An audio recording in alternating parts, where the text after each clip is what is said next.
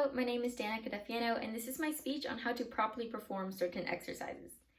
We always hear about the importance of eating healthily, working out often, and making sure you're doing the right exercises. And although these are all essential factors to living a healthy lifestyle, there is another factor that is often overlooked: the execution of these exercises. If you fail to properly perform an exercise, your training progress may be delayed, or in a worst case, you could get injured.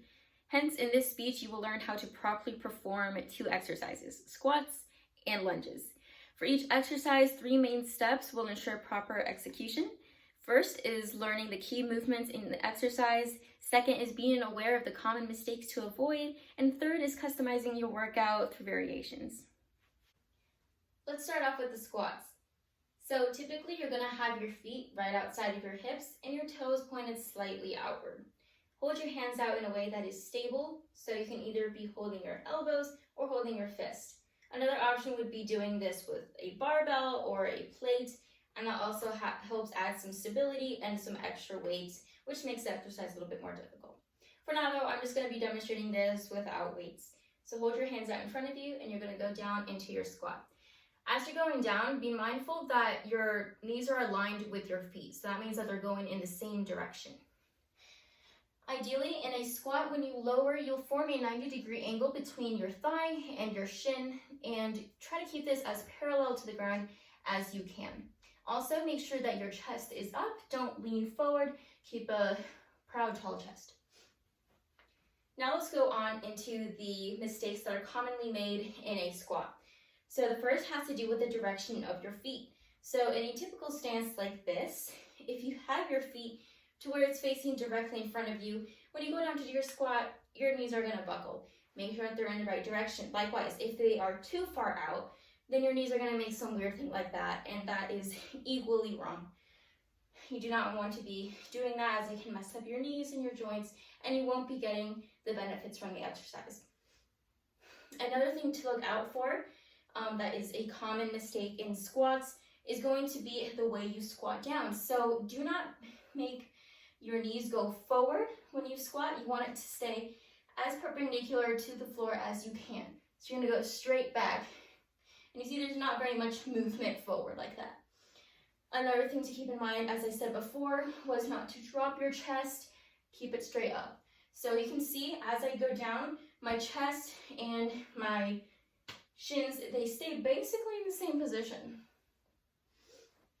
Now let's go over some of the stances that allows for some variation within the exercise. So the first stance is the mid stance. This one, actually, your feet are directly under your hips. The typical stance is actually called the wide stance. This is what I was demonstrating everything in. And then you also have the wider stance. So these 3 stances allow for some variability when you do the exercise. For each one though, you want to make sure that your feet are pointing in the same direction as your knees. So for the mid stance, your feet are actually going to be facing forward because your knees are. So when you go down, that is aligned and it's good. When you go into your mid stance, your feet are going to be pointed slightly outward because so are your knees. You'll go down, it'll all be aligned. And when you go into your wider stance, your feet are also going to be slightly more outward. And that is simply because you're now aligned with your legs. So those are the different variations for a squat. All right, now that we've learned how to properly do a squat, lunges is next. So unlike the squat, lunges actually do not have variation in the stance. Either you do it wrong or you do it right. So from where you're standing, put 1 foot forward and 1 foot back. And this is basically going to require some testing in order to know if you are in the right position or not. A good rule of thumb is just to make sure you don't have it too close or too far apart. But the way you'll know for sure is if when you drop down into your squat, you form 2 90-degree angles. If your legs are too close, it'll be like that, or just it won't work out. So make sure you form 90-degree angles with your lunge. Second thing is keep your hands on your waist or hold them out like this. So if you're going down in a lunge, don't hold it like this. It's probably just going to mess with your leg. Have your hands one across your chest, one straight down next to your feet, or just your hands on your hips as you do the lunge. And of course, make sure that your chest is facing forward the whole time. You don't want to drop it. Make sure it is up and straight. Now let's go over some of the problems that typically happen with lunges. So the first one is quite obvious. It's going to be your stance. Like I mentioned before, if you're not forming 90-degree angles, you're likely not doing the lunge correctly. So if you have your feet too close together, that's going to result in acute angles, or if you have it too far apart, it's going to result in obtuse angles like that. Want to make sure it is 90 degrees, and that's how you know you're doing it correctly.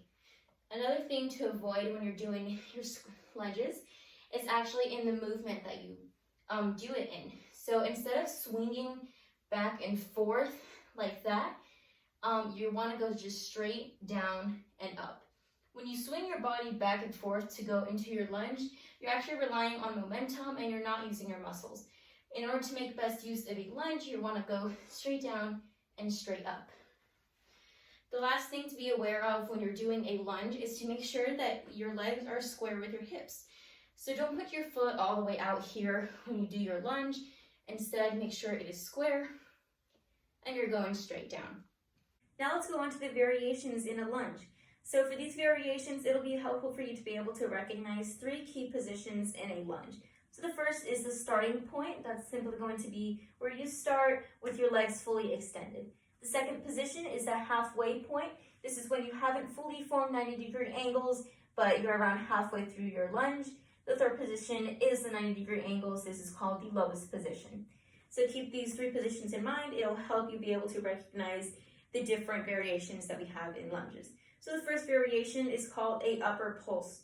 So for this, you're going to be employing the halfway position. So you'll start off in the starting position and then go down to the halfway position. From here, you're just going to pulse slightly above and slightly below this position for as many pulses as you would like. So you can do as little as 2 pulses or go up to 32 pulses. It's totally dependent on what you want to do. I will demonstrate 4. So you'll go 1, 2, 3, 4, and then extend all the way up. That is the upper pulse because you are staying in the upper portion of the lunge. The second variation is called the lower lunge, the lower pulse, and as the name implies, it is simply the lower version of what we just learned. So you're going to start off in the starting position and go down to the lowest position, and then here you're going to pulse. So 1, 2, 3, 4, and then extend all the way up. And that's 1 rep of the lower pulse position. So those are the 2 variations that you can do in a lunge. In this speech, you've learned how to properly perform squats and lunges. We took a look at some of the common mistakes and corrected them, and looked at some variations that you can use to customize your workout. Remember to always work out responsibly and prioritize your safety at all times. The Lord gave us wonderful bodies to take care of, and we should strive to do everything with excellence. Colossians 3:23 says, "And whatever you do, do it heartily, as to the Lord and not unto men." Thank you.